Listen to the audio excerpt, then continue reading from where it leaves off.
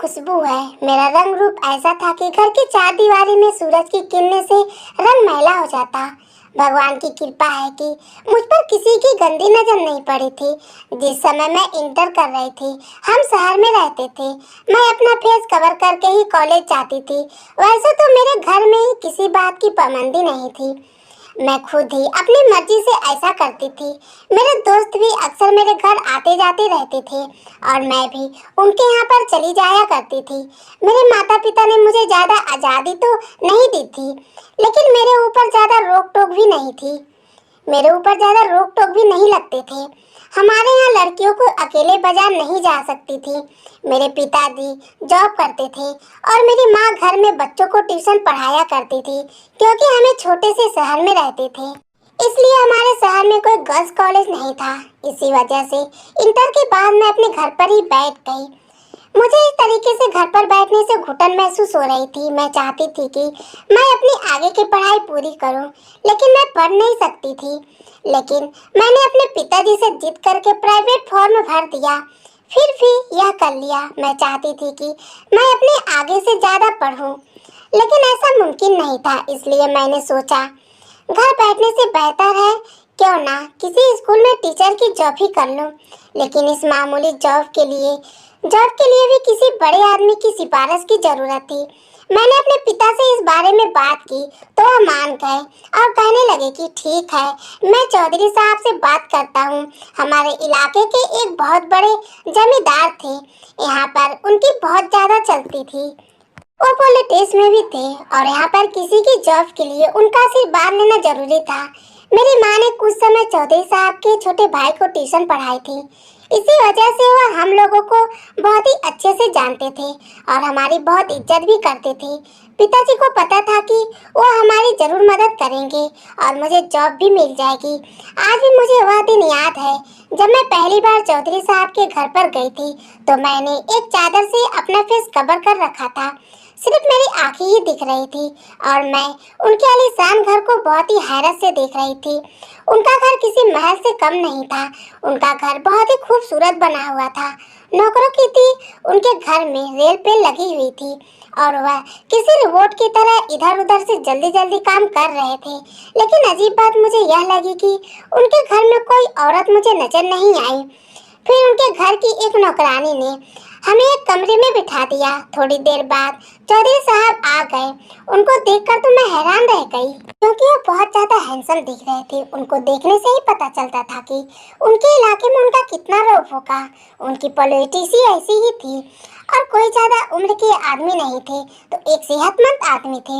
उनके चेहरे से सूर झलक रही थी। उनके कपड़े भी बहुत अच्छे थे। जैसे वह कमरे में आए, पूरा कमरा खुशबू से महक गया और वह उनके अंदर से आ रही थी। ऐसा समय था जिसने पहली ही नजर में मुझे उनका दीवाना बना दिया था। मैंने अपना फेस नहीं खोला तो बहुत जोर से उस शहजादे को देख रही थी, जिनको सब लोग यहाँ चौधरी साहब कहते थे। उन्होंने सिर्फ एक ही बार नजर भरकर मुझे देखा था और मेरे पिताजी ने नौकरी की सिफारिश ले ली। मैंने अपना चेहरा छुपाया हुआ था। उन्होंने पिताजी से कहा कि आप बेफिक्र रहें, आपकी बेटी को यहाँ नौकरी मिल जाएगी। वो हमारे पास 5 मिनट ही बैठे रहे और चले गए। इतने कम समय में ही उनका नौकर हमारे पास चाय की ट्रे लेकर आ गया। उसने वह चाय की ट्रे हमारे आगे रख दी और उस ट्रे में चाय के साथ साथ नमकीन, केक, बिस्किट, काफी हल्की फुल्की चीज भी थी। हमने वहाँ सिर्फ चाय भर पी और पिताजी ने नौकर से कहा कि हम चलते हैं। वहाँ हमारे साथ नौकर के गेट तक आया और फिर एक ड्राइवर से कहने लगा कि इन मेहमानों को इनके घर तक पहुँचा दो। जाते समय शायद चौधरी साहब भी हमारे लिए गाड़ी का इंतजाम करके ही गए थे। शायद उनके मेहमान नवाजी करने की यहाँ तरीका था। उसी दिन मैं चौधरी साहब से इतनी इम्प्रेस हुई कि मैं बता नहीं सकती थी। सबसे ज्यादा खुशी की बात मुझे इस बात की हो रही थी, उन्होंने मेरी जॉब के लिए हाँ ही भर दी थी। कुछ दिन बाद मेरे पिताजी ने बताया कि चौधरी साहब ने तुम्हें बुलाया है, तुम्हारी नौकरी पक्की हो गई है। उनके घर के पास जो गर्ल्स स्कूल है, चौधरी साहब ने अपनी एक जमीन सरकार को दे दी है। इंसानियत के नाते उसमें एक स्कूल बना दिया गया था। वहाँ एक लेडी टीचर की जगह खाली थी। वाह, उन्होंने तुम्हारी नौकरी की बात कर ली है। इतनी जल्दी अपनी नौकरी की खुशखबरी सुनकर मैं तो फूलों नहीं समा रही थी। अब मुझे पता चल गया था कि सच में चौधरी साहब की कितनी बात है। लोग उनकी तारीफ ऐसे ही नहीं करते, वह सब लोगों की मदद करते हैं। इसके बाद जब मिलते ही मैं स्कूल में पढ़ने चली गई। हमारे शहर से यह स्कूल 20 किलोमीटर की दूर पर था। एक बस लगी हुई थी जो सुबह को सारे टीचर और बच्चों को स्कूल लेकर जाती और छुट्टी के समय वापस घर छोड़ जाती थी। मैं भी इसी बस से आती जाती थी और वह बस भी चौधरी साहब लगा रखी थी। मेरे पिता बहुत शरीफ इंसान थे और वह बहुत ईमानदारी से काम करते थे, इसलिए सब लोग उनकी बहुत ज़्यादा इज्जत करते थे।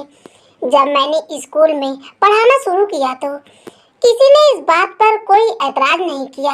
एक दिन जब हमारे सारे टीचर्स रोड पर खड़े होकर अपने बस का वेट कर रहे थे तो एक हवा का झोंका आया और मेरे चेहरे से नकाब उड़ा गया।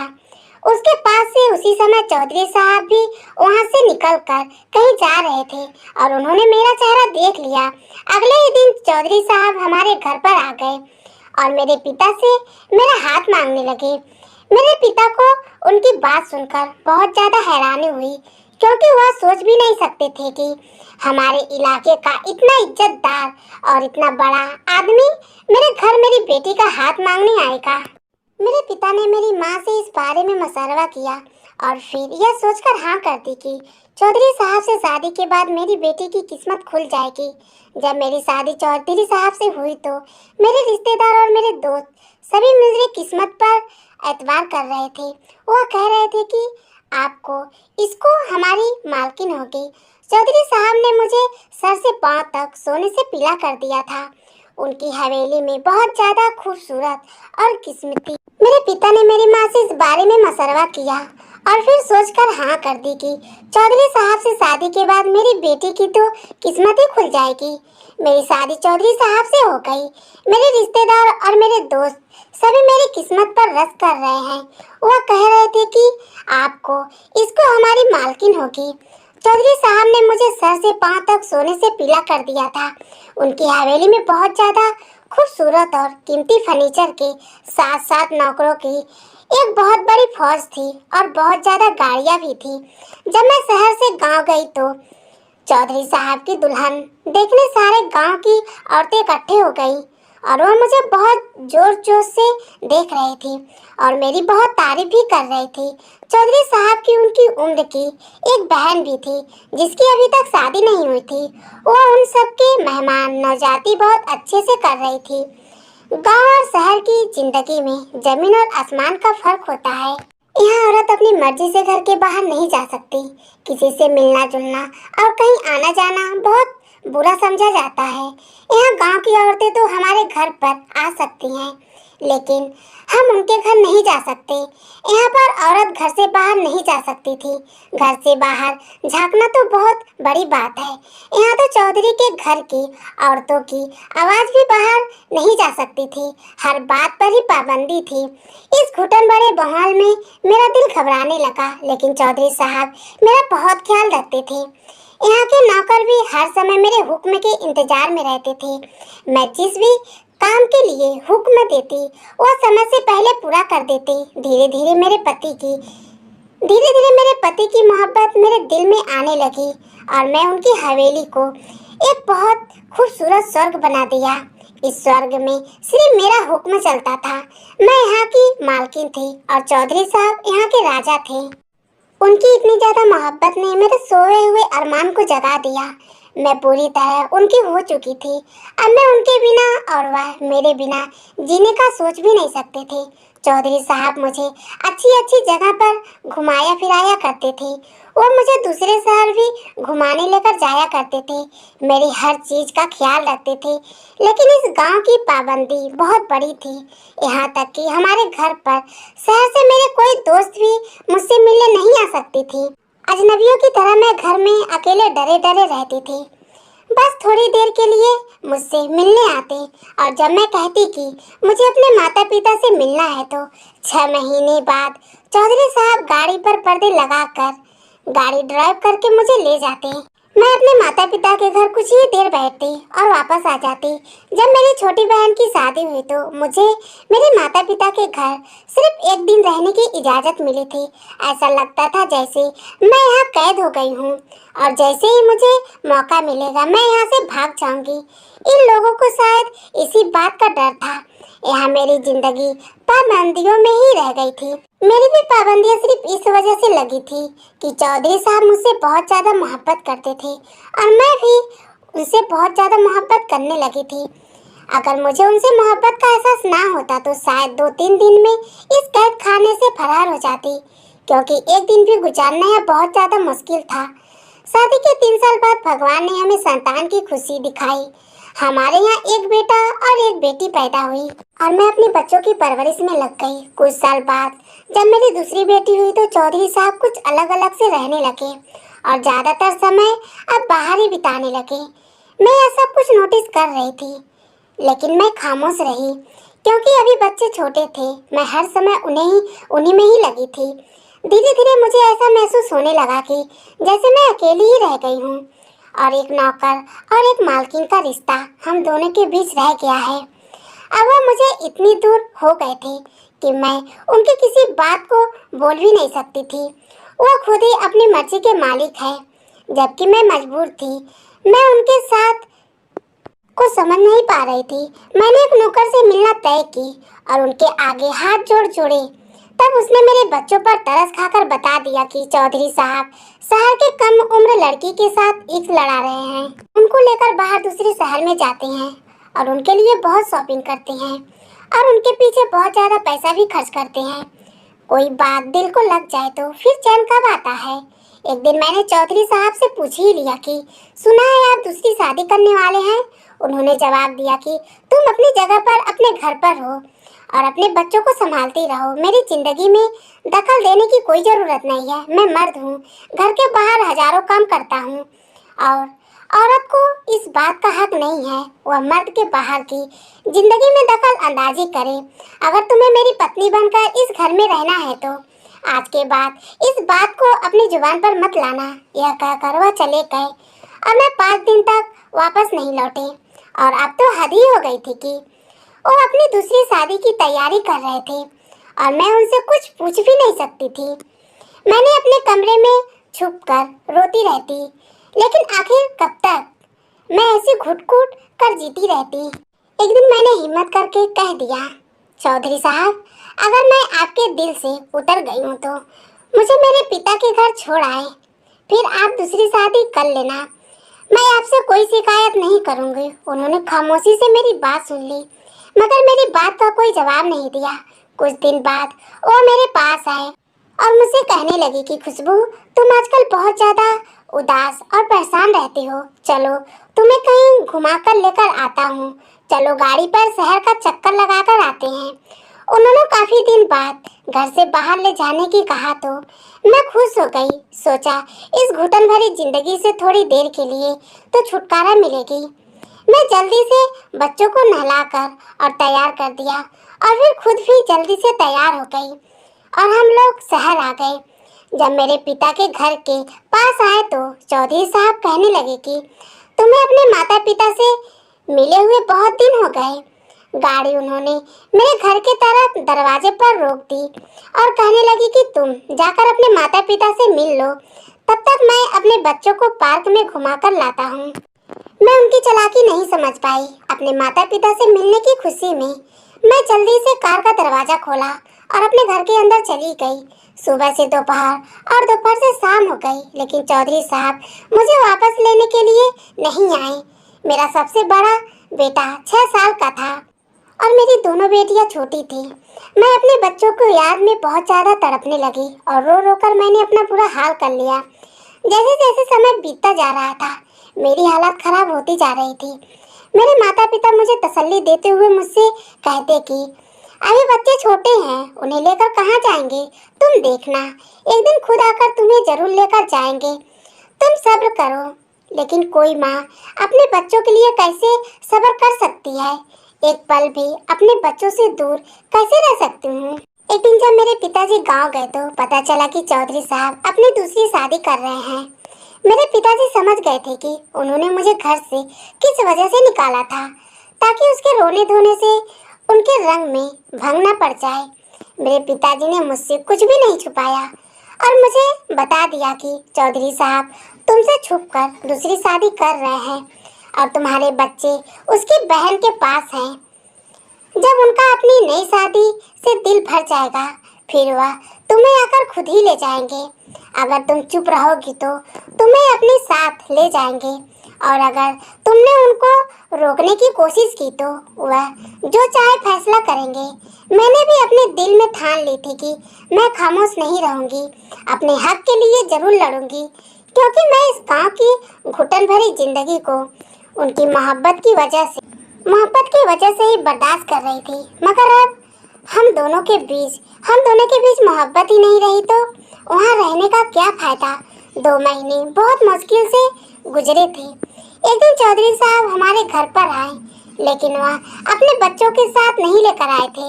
मैंने उनसे पूछा कि बच्चे कहाँ हैं, आप उन्हें अपने साथ क्यों नहीं लेकर आए? तो वह कहने लगे कि तुम बच्चों के पास चल रही हो, मैं तुम्हें लेने आया हूँ। मेरे दूसरे घर में बीबी के साथ रह लेना, क्योंकि आपकी हवेली में मेरी सौतन का सामान सजाया गया है। आज समझ लो ऐसा ही है। यह मेरी बेइज्जती थी। एक तो मैं उनकी बीवी बनकर उनकी इज्जत का ख्याल करती थी और उनको तेल भरे माहौल में जी रही थी, और उनके 3 बच्चों की माँ थी। मैंने भी उनसे साफ साफ कह दिया कि जो मेरा घर है मैं वहीं रहूंगी जहाँ मैं पहले रहती थी, और बच्चे भी मेरे साथ ही वहीं पर रहेंगे। वरना उन्होंने मुझे पूछा, वरना तुम क्या करोगी? मैंने भी कह दिया कि वरना मैं आपके साथ नहीं जाऊंगी, बस मेरे बच्चे आप मुझे यहाँ दे जाइए। उन्होंने मुझसे कहा कि एक बार और सोच लो, यह बहुत बड़ा फैसला है। ऐसा ना हो कहीं तुम अपनी जिद की वजह से हम सबसे दूर हो जाओ। मैंने उनसे कहा कि दूर तो मैं हो चुकी हूँ, अब और कितनी दूर हो सकती हूँ। उसने भी मुझसे कहा कि ठीक है। उन्होंने एक बार भी मुझे मनाने या समझाने की कोशिश नहीं की और वह चले गए। फिर वह कभी दोबारा नहीं आए। मैं अपने बच्चों के लिए तड़पती रहती, लेकिन उधर से कोई भी खबर नहीं आती। बिल्कुल खामोश थी। मैं बहुत ज़्यादा परेशान रहती। जब मेरे पिता ने मुझे इतना परेशान देखा तो मेरे चाचा से मशवरा किया, जो शहर में रहते थे, वो वकील थे। उन्होंने कहा कि बच्चों के लिए कोर्ट में अपील करते हैं, ताकि वह बच्चों की माँ को उससे दूर ना रखे। इतने छोटे बच्चे से कानून से दूर नहीं रखे जा सकते। पिताजी चाचा के कहने में आ गए और कोर्ट से बच्चों की कस्टडी का केस कर दिया। जब चौधरी साहब के पास नोटिस भेजा तो उन्होंने बदले में मुझे तलाक के पेपर भिजवा दिए। जल्दबाजी की वजह से मेरे सारे रिश्ते टूट चुके थे। अब मैं हाथ मलती रह गई। मैं सोच रही थी कि काश मैं एक कदम ना उठाती तो चौधरी साहब किसी दिन जरूर मुझे लेने आ जाते। जब नई शादी का बुखार उनसे उतर जाता तो उन्हें मेरी अहमियत का पता चल जाता, और उनकी नज़रों में तो मेरी अहमियत और ज़्यादा होनी चाहिए थी, क्योंकि मैं उनके 3 बच्चों की माँ थी। अगर मैं जल्दबाजी में सब कुछ गवा दिया था। मुझे पता नहीं था कि यहाँ कानून सिर्फ किताबों में ही पाया जाता है। जिंदगी में औरत को कब इतनी आसानी से अपना हक मिलता है।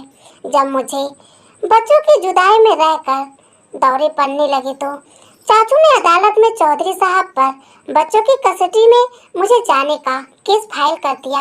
अब ये केस चल ही रहा था कि एक दिन भगवान की मर्जी से मेरे पिताजी को हार्ट अटैक हुआ और वह इस दुनिया से चले गए। अब हमारा कोई सहारा भी नहीं था, और केस हारने की सबसे बड़ी वजह यही बनी। मेरे बेटा राहुल, जो भी 7 साल का हो गया था, और मेरी सारी उम्मीदें उसी से जुड़ी हुई थी। उसकी भोली भाली सूरत मेरी खुशियों की वजह थी। मैं उसे कैसे भूल जाती। उस दिन मेरे ऊपर क़यामत टूट पड़ी जब अदालत ने फैसला किया कि चौधरी साहब अपने बेटे राहुल को रखने का ज़्यादा हकदार हैं।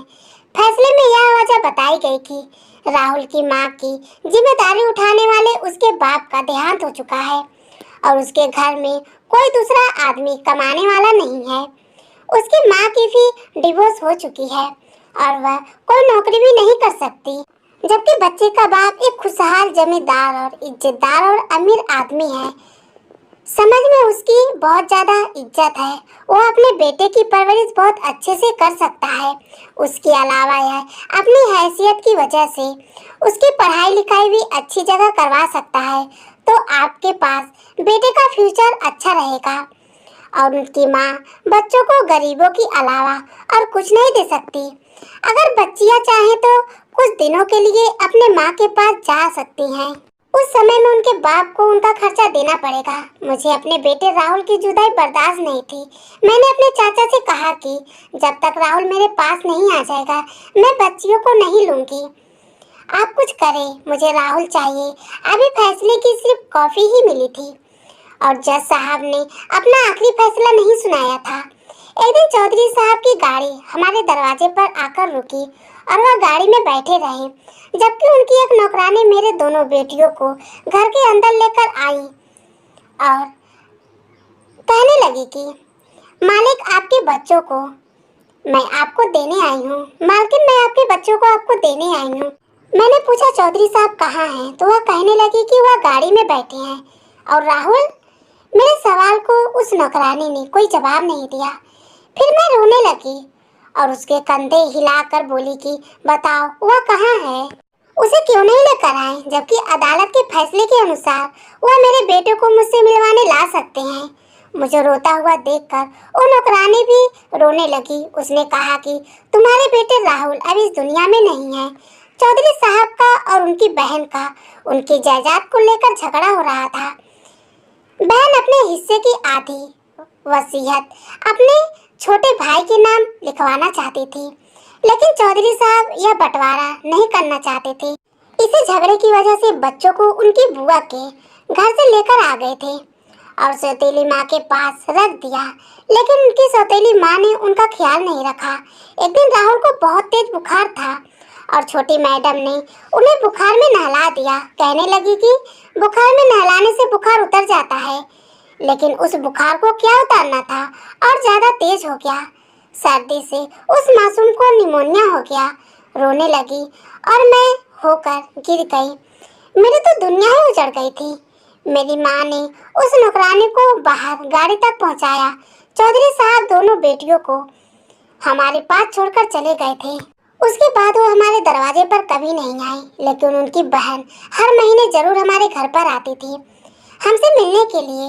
उनसे मेरे बच्चों से बहुत ज़्यादा मोहब्बत थी। उनकी बहन से मुझे पता चला कि चौधरी साहब की दूसरी पत्नी की तौर तरीके अच्छे नहीं थे, तो खानदानी पत्नियों की तरह नहीं थी, लेकिन अंतर बिल्कुल भी समय नहीं था। वो हमारे घर के रीति रिवाज को नहीं मानती थी। मेरे बच्चों के साथ उनका बर्ताव भी अच्छा नहीं था।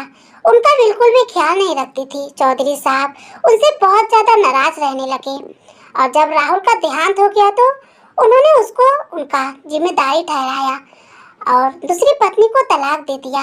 उन्हें पछतावा होता था कि उन्होंने जो कुछ भी तुम्हारे साथ किया है। मैं घर से निकाला और बच्चों को तुमसे दूर कर दिया। शायद ये सब उसी की वजह हुआ है। मैं बदनसीब अपने भगवान से पूछती रहती कि आखिर मेरा क्या कसूर था कि मैं अपने बेटे को आखिरी बार भी नहीं देख सकी। इस सब के 1 साल बाद ही चौधरी साहब ने तीसरी शादी कर ली। यह औरत उनके खानदान की थी। उनके किसी रिश्तेदार की कोई रिश्तेदार थी। लोग उसकी बहुत तारीफ करते थे, कहते थे कि चौधरी साहब की तीसरी पत्नी असल में वो औरत है जो उनके लिए बनी है। इस औरत के मुंह में जुबान भी नहीं थी। उसका दिल बहुत ही अच्छा है और वह सबके मुंह में वह बहुत अच्छे से मिलती जुलती है। भगवान ऐसी पत्नी हर जमींदार आदमी को दे। 13 साल की उम्र तक मेरे पास ही रहे। फिर चौधरी साहब उनको ले गए क्योंकि वो कानूनन बंद बस इतनी उम्र तक मेरे पास ही रह सकती थी। मैंने भी कोई जिद नहीं की। मेरी माँ ने मुझे समझा दिया था कि बेटियां बाप के पास सही रहती हैं। जमाना खराब है। जमाना बच्चियों को पढ़ाना लिखाना और शादियाँ करना एक तलाकशुदा औरतों की बस की बात नहीं है। और हमारे घर पर तो कोई मर्द ही कमाने वाला नहीं है, तो अच्छे घराने में उनकी शादियाँ कैसे कर पाओगी? अगर इनको अपनी माँ से मोहब्बत होगी तो शादी के बाद यह जरूर तुमसे मिलने आएंगी। मेरी माँ ने बिल्कुल ठीक ही कहा था। चौधरी साहब के घर पर उनकी पढ़ाई का इंतजाम हुआ और उनकी पढ़ाई पूरी होने के बाद एक अच्छे और खानदान में उनकी शादियाँ कर दी गई। आज अपने घरों में अपने पतियों के साथ बहुत ज़्यादा खुश थी। आज उनके पास बच्चे भी हैं, उनके पत्नियों की भी समाज में इज्जत है और एक बहुत बड़ा मकान है। वह कभी कभी मुझसे मिलने आती हैं और मुझे भी अपने घर पर लेकर जाती हैं। मेरे बच्चों को उनके बाप के पास चले जाने के बाद मेरे चाचा मुझे और माँ को अपने घर ले गए थे। उन्होंने मेरी दूसरी शादी के कई जन्नत की है, लेकिन मैं इनकार कर दिया करती क्योंकि दूसरी शादी करके मैं अपनी बेटियों को खोना नहीं चाहती थी। अगर मैं दूसरी शादी कर लेती तो मेरी बेटियां मुझसे रिश्ते खत्म कर देती और मुझसे मिलने को तड़पती रहती और उनके पति मुझसे मिलने नहीं देते और ना ही मुझे उनके घर जाने की इजाज़त होती। मैं अपनी बेटियों के रिश्ते रखने की खातिर अपनी ज़िंदगी की कुर्बानी देती और मुझे इस कुर्बानी पर कोई दुख नहीं था। मेरी माँ के देहांत के बाद मेरी बेटी ने मुझे अकेला नहीं छोड़ा और मुझे अपने घर ले गई। मेरी दोनों बेटियों के पति भी बहुत अच्छे थे और मेरी बहुत इज्जत करते थे। दोनों की शादी एक ही घर में हुई थी। यह देवरानी जेठानी के रिश्ते में बनी हुई थी। उनके ससुराल वाले भी मेरी बहुत इज्जत करते थे। उनके ससुराल में भी मेरी बहुत ज़्यादा इज्जत करते थे और उनकी पत्नी का भी देहांत हो चुका था। मुझे अपनी बेटियों के पास आए हुए कुछ दिन हुए थे और उनके घर के माहौल में बहुत अच्छे से ढल चुकी थी। मेरे दोनों दामाद बहुत अच्छे थे। उन्होंने मुझे अपनी माँ का दर्जा दिया और हम सब उनके घर में एक साथ हंसी खुशी रहते। मेरी बेटियां ने और मेरे दामाद ने मुझे सहारा दिया। जिंदगी के इस आखिरी मोड़ पर वह लोग मेरे साथ खड़े थे। मैं भगवान की शुक्रिया अदा करती हूँ कि आज मेरी बेटियां मेरी आंखों के सामने हैं और वह बहुत खुश हैं। मैंने अपनी जिंदगी में बहुत कुछ खोया है और बहुत कुछ सब्र किया है। भगवान ने मुझे उसका फल भी इसी तरह दिया। चौधरी साहब का घर यहाँ से कुछ ही दूर पर था, मगर वह बहुत कम ही बेटियों से मिलने आते थे। जब कभी वह अपनी बेटियों से मिलने आते तो बेटियों से मिलकर चले जाते और मैं भी अपने कमरे में चली जाती। मैं कभी भी उनके सामने नहीं आती थी। मैं नहीं चाहती थी कि मेरा और उनका सामना हो। उम्र के इस आखिरी हिस्से में भगवान ने मुझे इतनी ज़्यादा खुशियाँ दे दी थी कि इसी वजह से मैं हर समय भगवान के आगे हाथ जोड़ती रहती और उसका शुक्रिया अदा करती रहती थी। धन्यवाद दोस्तों।